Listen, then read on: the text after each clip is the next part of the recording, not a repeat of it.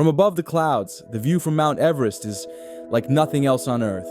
You can see the curve of the planet, the endless sea of peaks below you, and for a fleeting moment, if you're lucky, you stand on top of the world. But what does it take to get there? For some, the answer is simple: everything. Not just physical endurance or mental strength, not just years of training, but tens of thousands of dollars, months of preparation, and a willingness to risk it all. Sometimes even your life. Every spring, hundreds of people flock to Everest, chasing a dream that began with legends like George Mallory and Sir Edmund Hillary.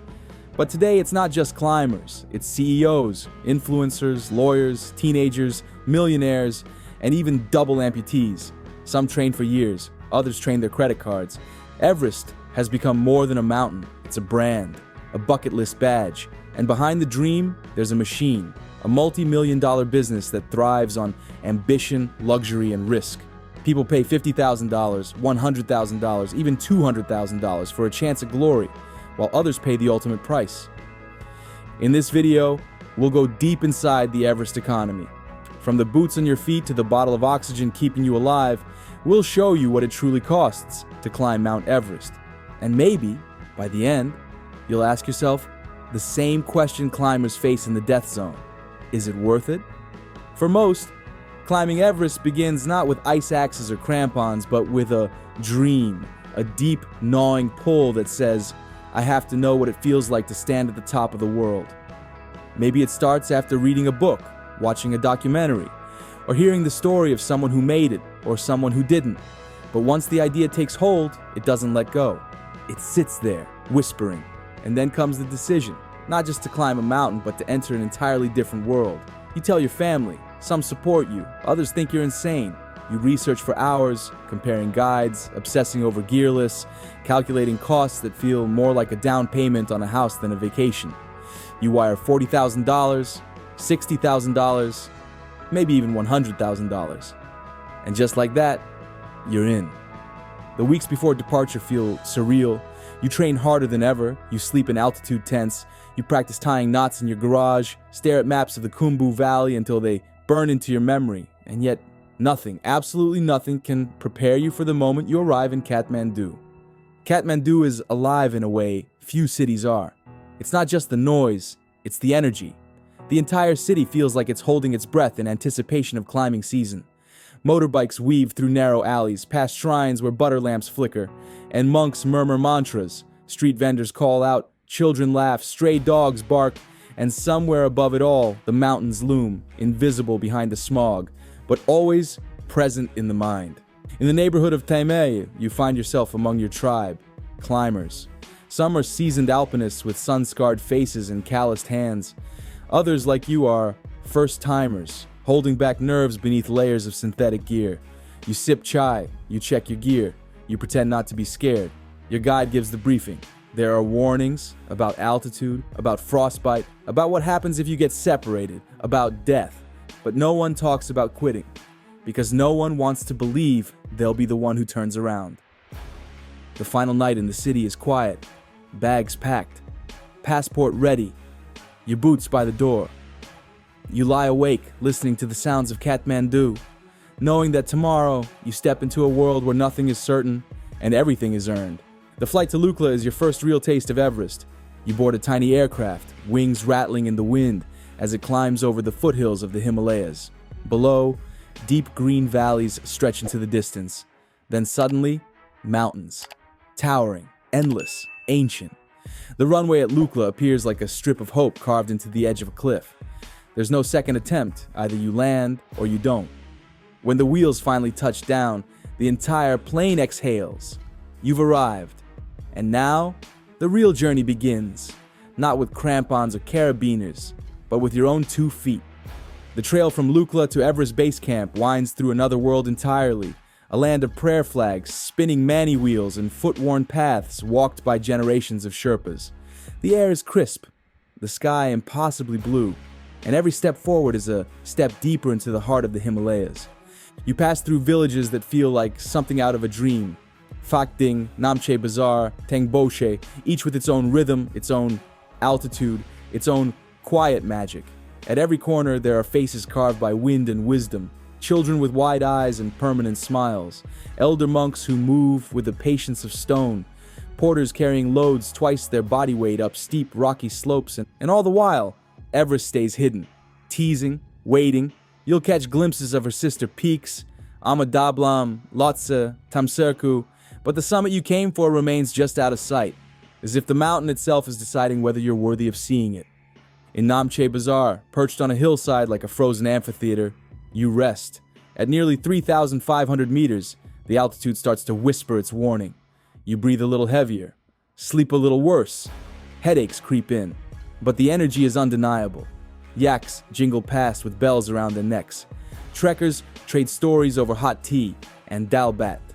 And above it all, the wind carries prayers written on cloth to the gods.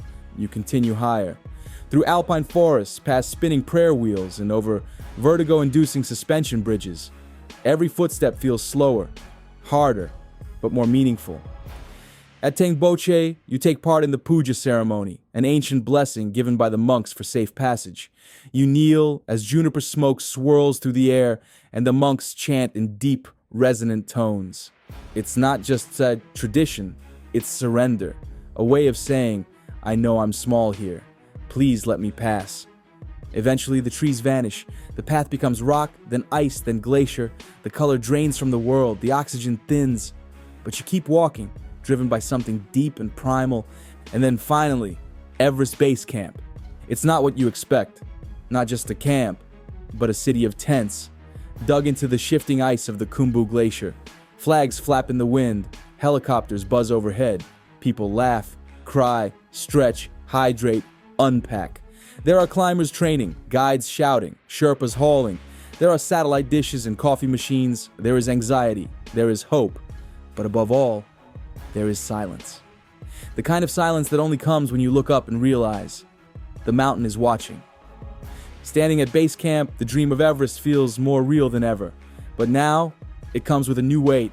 The weight of everything it took to get here. Not just the years of training, not just the fear you swallowed, but the price tag.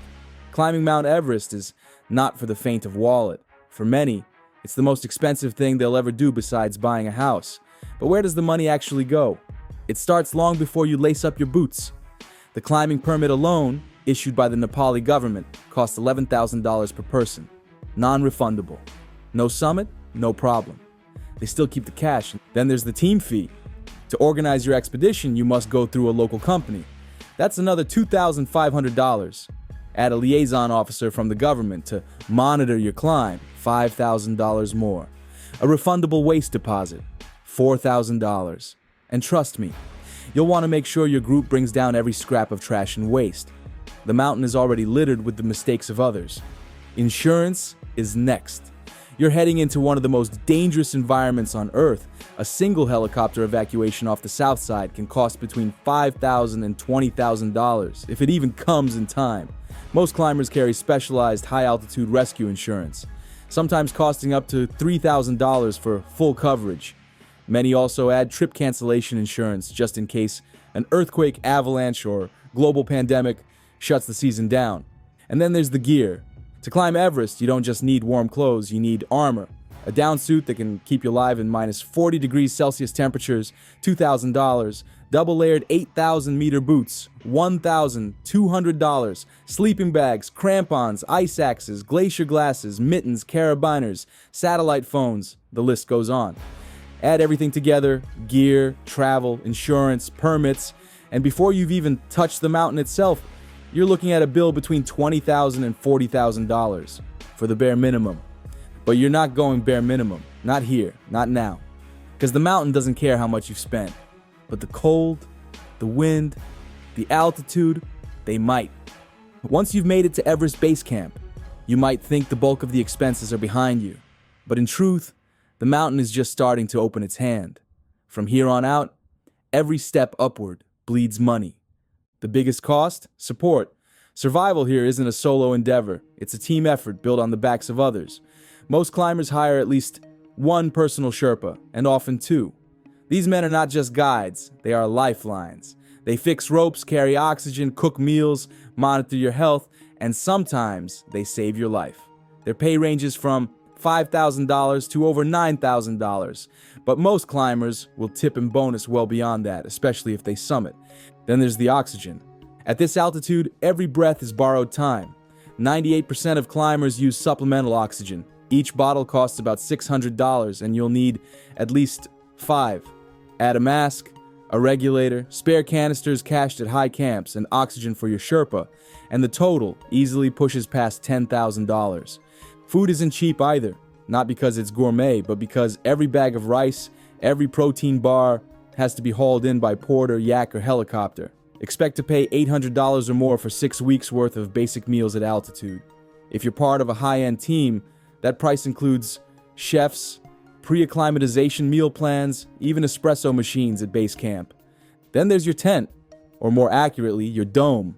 In recent years, Everest has seen the rise of luxury expeditions.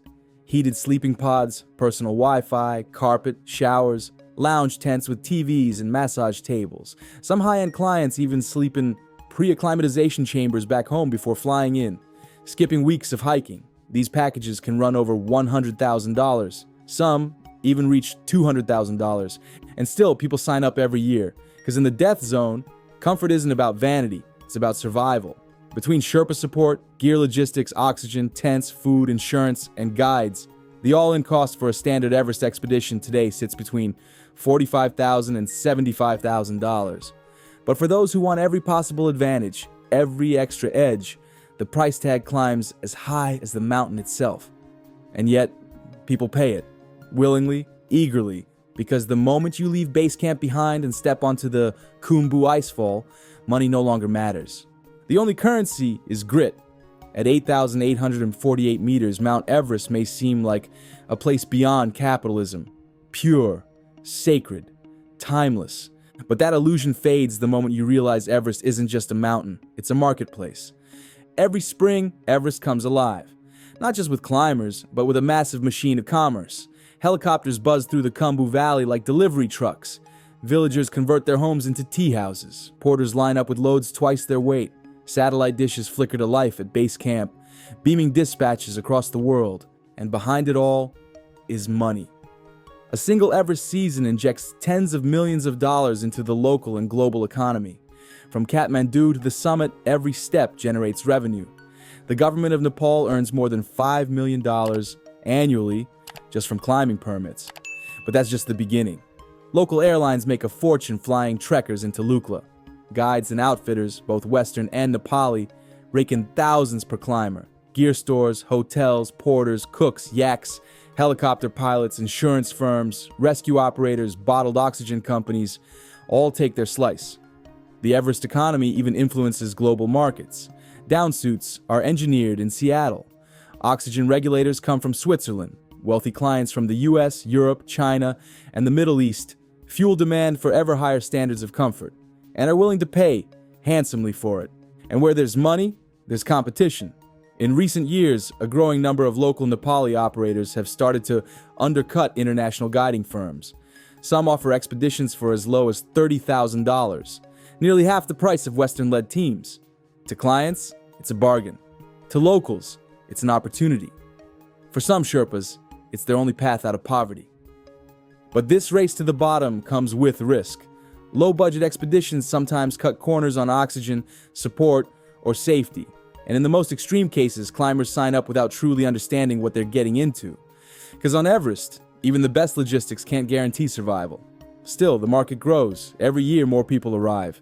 More money changes hands. And Everest, once the ultimate test of skill and endurance, continues its transformation into the world's most dangerous business venture. When you look at Everest from afar, majestic, white, untouchable, it's hard to imagine the chaos money brings. But step into peak season, and the mountain feels more like Times Square on ice. In 2019, the world watched in disbelief as photos emerged of climbers standing shoulder to shoulder on the final ridge to the summit, dozens trapped in a human traffic jam at 8,700 meters. Some ran out of oxygen, some never came back down. 11 people died that year, many simply because there were too many clients, too little margin for error, and too much money on the line. Because here's the truth. More climbers mean more revenue, and that means permits are issued liberally. Guiding companies are incentivized to fill every spot. Local economies depend on the surge. Helicopters, oxygen suppliers, and insurance companies all boom in May. And once it starts, it's almost impossible to stop. It's not just the volume, it's the expectations. Some clients pay $100,000 or more. They're promised comfort, safety, and a shot at the summit. And when they arrive at base camp to find a city of luxury domes with espresso machines and massage therapists, the illusion grows stronger. This is manageable. This is safe. This is worth it. But Everest is still Everest. And when disaster strikes, money can't protect you. In 2014, an avalanche in the Khumbu Icefall killed 16 Sherpas in seconds. The season was canceled. In 2015, an earthquake rocked Nepal and buried base camp, killing 19 more. Billion-dollar industries came to a halt in hours. Families lost their only breadwinners. Insurance claims soared. Lawsuits followed. And yet, every year, the machine resets. Permits are issued. Gear is sold. Planes fill up. Money flows. Everest has become a product. And like any product, it comes with marketing. Social media posts from the summit, sponsors, TV crews, influencers with more followers than frostbite experience. But for the people who live in the shadow of the mountain, Everest isn't content. It's survival. A successful season can feed a village. A disaster can destroy one. There's a quote often passed around base camp. The mountain doesn't care how much you paid. And it's true. Everest doesn't care about your bank account, your Instagram, or your ambition. But the business built around it does. And that business, more than the altitude or the weather, may be the most dangerous thing on the mountain. When climbers reach the summit of Everest, their faces fill the frame. Smiles, tears, triumph. But behind every successful ascent, there are people you rarely see in the photos. People who make the impossible possible. They are the Sherpas. For over a century, the Sherpa people have guided climbers through the most dangerous terrain on Earth. They carry loads that break others. They fix ropes before the sun rises. They lay ladders across crevasses where one wrong step means death. And they do it all while carrying oxygen bottles, tents, and food. Not just for themselves, but for you. They are the first to enter the icefall, the last to leave camp, and in an emergency, they're the only hope you have. There's a saying in the Khumbu Valley: if you want to climb fast, go alone. If you want to reach the summit, go with a Sherpa. But despite their importance, Sherpas have often been treated as a footnote in the Everest story. Many Western climbers don't understand the danger these men face, or the risk they accept to support others' dreams. In 2014, a towering wall of ice collapsed in the Khumbu Icefall. 16 Sherpas were killed in an instant, the worst tragedy Everest had seen at the time. None of them were on a summit push. They were setting ropes, preparing the route, making the mountain ready for others.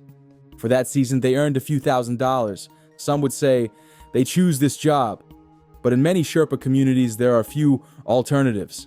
Climbing is not just tradition, it's economy. It's the difference between sending your child to school or not, between rebuilding your home or watching it crumble. And yet, despite the danger, despite the pay disparity, they climb again and again and again, because for them, Everest is not a challenge to conquer. It's a responsibility to carry. Beyond the Sherpas, another group carries Everest on their shoulders, quite literally: the porters. If you've ever walked the trail to base camp, you've seen them. Thin men in flip-flops, backs bent beneath crates of bottled water, steel beams, entire solar panels. Some carry loads heavier than their own body weight. No down suit, no Gore-Tex jacket, just raw endurance and a thin strap across their foreheads, pulling 50 kilograms through ice and stone. They don't ask for tips. They don't pose for photos. They just walk, day after day, feeding the climbing economy one step at a time. And there's a quiet dignity in that. For many porters, Everest isn't a summit to reach. It's a job, a way to feed their families. Their reward isn't the view from the top. It's the cash they earn at the bottom. $10 a day, maybe 15 if the load is big. No insurance, no rescue plan. If something happens, they are carried down the same trail they walked up, but not always alive. Then there's the emotional toll. For every climber celebrating at the summit, there's a Sherpa mother waiting at home, a porter's child hoping their father returns. The Khumbu Valley carries the dreams of foreigners, but also the weight of sacrifice. And yet, ask a Sherpa or a porter why they do it. And the answer is often quiet, respectful, sometimes even proud. "This is our home," they'll say, "and we want to help others understand it." There's a quote from Appa Sherpa, who summited Everest 21 times. "Climbing is in our blood, but we must not forget that life is more important than any mountain." On Everest, ambition is everywhere. But humility? That belongs to the Sherpas and porters. Because while others chase the summit, they carry the soul of the mountain. Not every Everest story ends with a summit photo.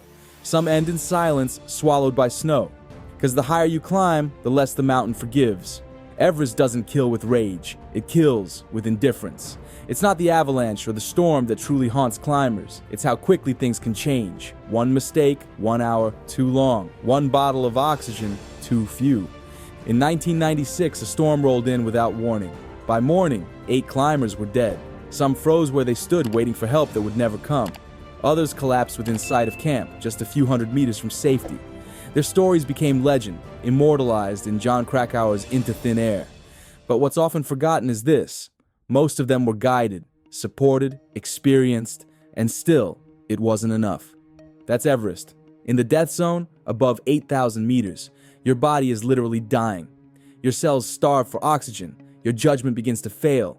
You stop eating, stop thinking clearly, stop feeling your fingers and toes. Some climbers remove their gloves without realizing it. Others unzip their jackets, convinced they're overheating, moments before hypothermia takes hold. One man was found sitting cross-legged, boots off, calmly tying his shoelaces, long after it was too late to be saved. And here's the chilling truth: most who die on Everest stay there. There are over 200 bodies on the mountain, many frozen in place, still wearing their summit suits. They become landmarks, ghosts in the snow. Climbers pass them on the way to the top, sometimes stepping over them. Some whisper apologies, others look away, but everyone knows they were once just like you. There's one image that shocked the world: a single line of climbers waiting to reach the summit. Dozens standing still at 8,700 meters, burning oxygen while stuck in traffic. That day, in 2019, 11 people died. Not from a fall, not from frostbite, but from waiting too long in a place humans were never meant to be. This isn't a horror story, it's the cost of ambition. Because on Everest, the difference between triumph and tragedy is often just time. And yet, they still climb. Every spring, the icefall comes alive with the sound of crampons and prayer. Dozens, sometimes hundreds, begin their slow, breathless march toward the top of the world. Despite the tragedies, despite the risks. Because for many, the summit of Everest isn't just a goal, it's a promise to themselves. The moment you reach Camp 4, perched on the South Col at over 8,000 meters, the world becomes unrecognizable. The sky deepens to black. The air feels thin enough to slice. Every step takes effort. You move in slow motion like you're underwater. And then, just before midnight, you leave for the summit. In the pitch dark, a line of headlamps snakes up the southeast ridge. It's silent, except for the sound of your own breathing through the oxygen mask. You pass the balcony, the south summit. Then, the Hillary Step, what used to be the final technical barrier before it collapsed in the 2015 earthquake. And suddenly, the summit, the highest point on Earth. You arrive as the sun crests the horizon, casting golden light across the Himalayas. The curvature of the Earth is visible. The wind is calm, for now. You remove a glove for a photo. Tears freeze before they can fall. You hug your Sherpa. You raise a flag. Maybe you cry. Maybe you just stand there, stunned. But here's the part no one tells you. The summit is only halfway. More people die on the way down than on the way up. Because the body is exhausted. The adrenaline is gone. Oxygen is low. The weather shifts. One wrong step, one missed anchor, and the dream becomes a statistic. Some climbers make it down blind, frostbitten, crawling. Some are carried. Some don't return at all. And yet, for those who do, something changes. Not because they saw the world from the top, but because they learned who they were in the place where everything is stripped away. Where money, status, ego, none of it matters. There's a quote by Reinhold Messner, the first to summit Everest without oxygen. Mountains aren't fair or unfair, they're just dangerous. But maybe that's the point. Everest doesn't reward you. It doesn't celebrate you. It simply allows you, for a moment, to be there. And if you come back down, you return with more than just a summit. You return with the knowledge that you walked through a place where many didn't, and that somewhere along that narrow ridge between life and death, you found yourself. Why do people still climb Everest? After all the deaths, the disasters, the documentaries filled with warnings, why does the line to the summit grow longer every year? It's easy to say ego or adventure or because it's there. But the truth is more complicated. Everest doesn't just attract thrill seekers. It calls to people. People who want to prove something. People who are running from something. People who are chasing a version of themselves they're not yet sure exists. There's a certain type of silence that exists on Everest. Not the absence of sound, but the absence of noise. No phone calls, no emails, no expectations. Just breathe. Ice, wind, footsteps. The kind of silence that forces you to face who you really are. Some come to reclaim themselves after trauma. Some come to feel alive after years of feeling numb. Others come with grief, carrying the memory of a lost parent, a child, a friend. And on that summit, they leave a photo, a prayer flag, a whisper into the sky. And for those chasing achievement, Everest represents the final step, the last box on a list of impossible goals. It's not just a mountain, it's a mirror. What you find at the top isn't glory, it's clarity. But not all motives are so poetic. In the age of Instagram and YouTube, Everest has become something else. Proof. Proof of toughness, proof of wealth, proof of status, a symbol you can wear on a jacket, in a post, in a handshake, and that symbolism is intoxicating. Guiding companies know it. So do sponsors. So do influencers. They turn the climb into content, the summit into a brand, and suddenly the mountain becomes a means to an end. Not a destination, but a stage. And yet, even among the noise, there are those who seek something real. Because beneath the layers of gear and marketing, Everest is still what it always was. Cold, wild, and beautiful. A place where ambition is tested, where silence is sacred, and where, for a brief and brutal moment, you can touch something eternal. There's something strange about the people who climb Everest. Even after they've done it, after they've risked everything, lost friends, lost toes, nearly lost their lives, they want to go back. Not because it's easy, but because Everest changes you. It strips away everything artificial. In the death zone, you're not a CEO. You're not a father or a doctor or a millionaire. You're a heartbeat with a backpack, hoping the wind doesn't shift. And for some, that simplicity becomes addictive. Jim Whittaker, the first American to summit Everest, once said, "You never conquer a mountain. Mountains can't be conquered. You conquer yourself, your hopes, your fears."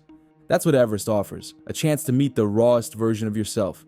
No distractions, no excuses, just you and the next step. It's also why climbers talk about the mountain with reverence. They don't say they beat Everest. They say Everest allowed them to summit, like it made a decision, like it saw their soul and said, "Okay, you can go." But for every climber who returns to tell the tale, there's another whose story ends in silence. A frozen body. A name etched in a stone memorial wall just below base camp.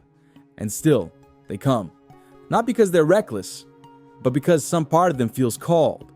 As if the mountain is whispering through the wind saying, "There's something here for you, but you'll have to earn it."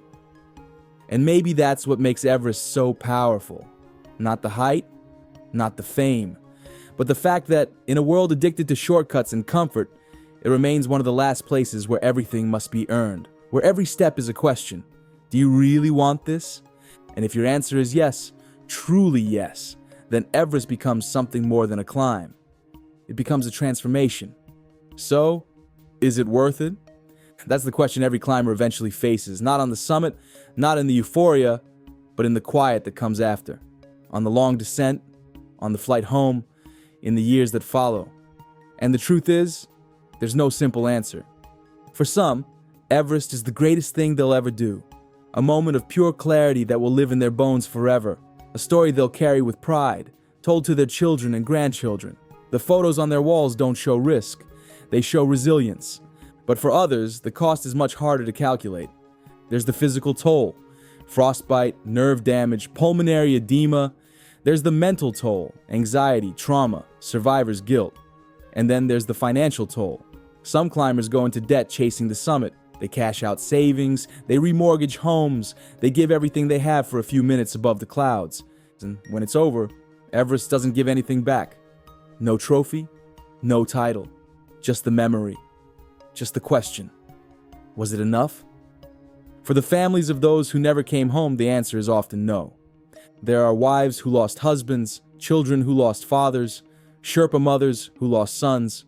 Behind every fallen climber is a ripple of grief that spreads far beyond the mountain. And yet, even in the face of loss, there's something strangely beautiful about it all. Because climbing Everest demands something that's become rare in today's world: complete and total commitment. You don't stumble to the summit, you sacrifice, you suffer, you risk. And in doing so, you feel more alive than most people ever will. For those who return, Everest stays with them. Not in the form of a certificate or a patch sewn onto a jacket, but in the way they walk through the world afterward, with a quieter kind of confidence, a deeper kind of gratitude. Because once you've stood at 8,848 meters, gasping in air so thin it barely counts as breathing, everything else feels different. The small problems back home, traffic, delays, deadlines, they lose their sharpness. You face something far greater. You've been reminded of how fragile, how temporary, how astonishingly precious life really is. And that is Everest's final lesson. It humbles you, not just with wind and cold and altitude, but with perspective. You look back on those days of struggle, the exhaustion, the pain, the fear, and realize it was never just about the summit. It was about what the summit revealed in you. The courage you didn't know you had, the patience you were forced to learn, the respect you gained for nature, for the people who supported you, and for the limits of your own strength. And sometimes, the most powerful stories don't come from those who reached the top, but from those who turned around, those who listened to their bodies, to their Sherpas, to the storm, who chose to live over conquer, who came home not with glory, but with wisdom, because the mountain doesn't care if you make it. And maybe that's why Everest matters. In a world obsessed with winning, Everest reminds us that surrender is not failure, that coming home alive is a victory, that climbing isn't about beating nature, but becoming part of it if only for a moment. So is it worth it? Ask those who have climbed, and you'll rarely hear the word summit first. You'll hear, "It changed me." In the end, Everest is many things. A mountain, a monument, a business, a graveyard, a dream. It draws the ambitious, the broken, the bold, and the lost. It promises nothing and takes much. And yet, every spring, the world watches as hundreds of climbers step onto the ice, knowing full well what's at stake. They aren't just buying a climb, they're buying a question. What am I willing to risk to touch the edge of the sky? For some, it's about glory. For others, healing. And for a few, it's just about surviving something that can't be explained. But no matter why they come, Everest leaves its mark. Not just on bodies, but on lives. Because this mountain doesn't care who you are. It doesn't care what you paid. It doesn't care how many followers you have, or what flag you carry. Everest is the great equalizer. And for those who stand on its summit even just once, there is a moment, however brief, where everything is still. The wind fades, the pain vanishes, and all that remains is the silence of the highest place on earth. In that moment, it is enough.